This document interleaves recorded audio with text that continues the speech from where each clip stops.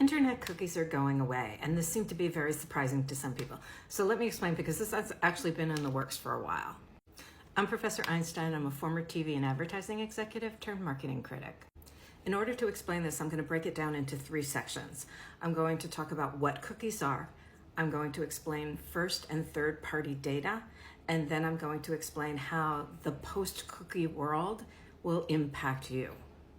So if you already know what cookies are and you already understand first and third party data, just jump to the end. At its simplest, cookies are simply computer code that track you as you move around the internet. Over time, cookies have become more controversial as people became more concerned about privacy and surveillance. The European Union introduced the General Data Protection Regulation, which is why several years ago you started seeing things like this appear when you came to a website. And some cookies are necessary for the site to run properly, which is why you see things that say like only allow necessary cookies. When it comes to first and third party data, what is going to go away is the third party data. First-party data is data that the company collects about you when you go to their website. So if you're going to a website and you go shopping, they may pick up as much as 70,000 pieces of information from you when you're on the site. Now, not all of that is really useful information, but what site you came from, which is called attribution, what did you put in your cart, what did you end up buying, and so on. For marketers, the important part of first-party data is it's theirs and theirs alone. Third-party data, which is collected with third-party cookies, is information that is collected by large companies who want to find out about large groups of people who can then use it to more specifically target advertising to you. And this can be people like Google. It can be Taboola, which is a native ad company.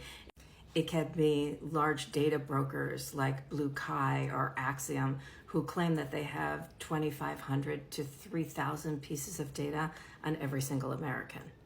While other browsers had already eliminated third-party cookies, Google hadn't. And they began putting it into the works a while ago that they would eliminate it, but they kept pushing it back and pushing it back and pushing it back. In fact, they started thinking about it after GDPR was put into place back in 2018. Third-party cookies are going away. What does that mean for you? First, it means that companies are going to find other ways to get as much first-party data from you as they possibly can. This is why in a previous video, I mentioned that companies are pushing for you to use their apps. That's why. It's not that they're not going to collect data, it's just they're not going to combine that data with third-party data. While Google's getting rid of, and again, this has gotten pushed back yet again, third-party cookies, they've created this thing called the Privacy Sandbox. Please. While nobody's quite sure how it will work yet because it hasn't been put into place, the issue has to be that Google will be retaining more and more of this information. And the reason why this is an issue in terms of Google is that they control 60% of the browser market.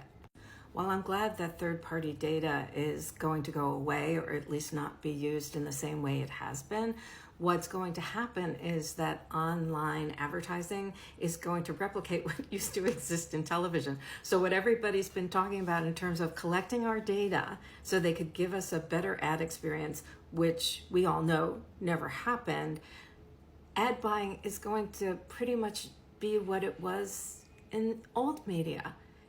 And yet they've tracked our information and saved our information all the way along up until now. And if you want to learn all about how you're being marketed to, that you don't know you're being marketed to, check out my book, Black Ops Advertising.